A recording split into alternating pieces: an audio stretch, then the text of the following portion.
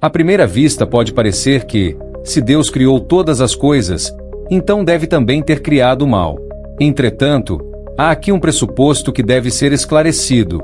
O mal não é uma coisa, como uma pedra ou a eletricidade. Você não pode ter um pote de mal, mas o mal é algo que acontece, como o ato de correr. O mal não tem uma existência própria, mas na verdade, é a ausência do bem.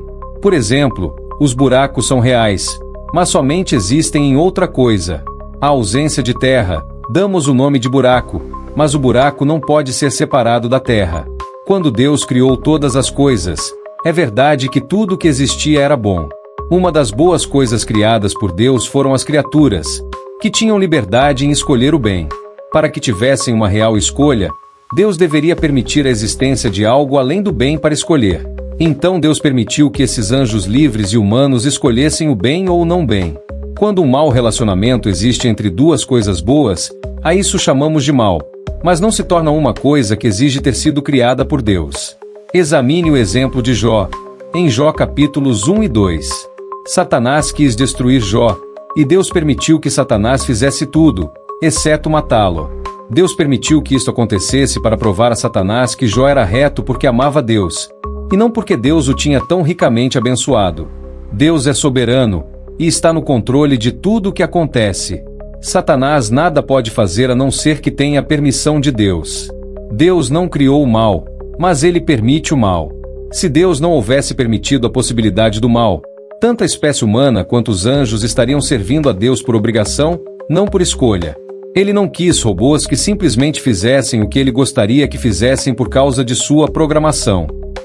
A resposta que a Bíblia nos dá é: Deus tem um propósito perfeitamente bom para a existência do mal. A Bíblia não só ensina que Deus sabe de todas as coisas, mas que ele determinou, com precisão, o seu plano para toda a história do universo. Deus, detalhadamente, determinou a existência e história para cada criatura desde antes da criação. Ele escreveu a história do mundo para sua glória, de sorte que tudo ocorre de acordo com seu perfeito plano, e nada acontece sem ser previamente decretado por Deus. Em Isaías 46, 9 e 10, Deus apresenta como evidência de sua divindade o fato de que ele tem determinado e declarado o fim desde o início. Ele diz: Eu sou Deus, e não há outro semelhante a mim.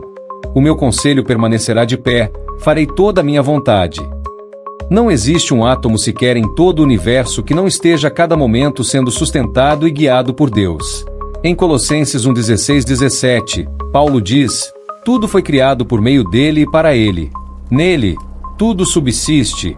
Hebreus 1:3 diz que ele sustenta todas as coisas pela palavra do seu poder. Vimos que Deus tem planejado e determinado o percurso de toda a criação, incluindo Satanás e todas as suas ações, como sua queda e as tentações que ele apresenta a nós, seres humanos. O mal que existe hoje não ocorre por acidente, mas porque Deus tem determinado em seu perfeito plano que deveria ser assim. Isto pode ser surpreendente ou até vergonhoso para muitos, mas para Deus, não. Ele diz: Eu formo a luz e crio as trevas, faço a paz e crio o mal. Eu, o Senhor, faço todas estas coisas. Isaías 45:7. É notável que neste versículo ele até usa o verbo mais forte, bara, no hebraico, é a mesma palavra usada em Gênesis 1:1, para referir-se ao seu envolvimento intencional com o mal. De fato, ele até apresenta isto como evidência de sua divindade, em contraste com os ídolos que são incapazes de fazer bem ou mal.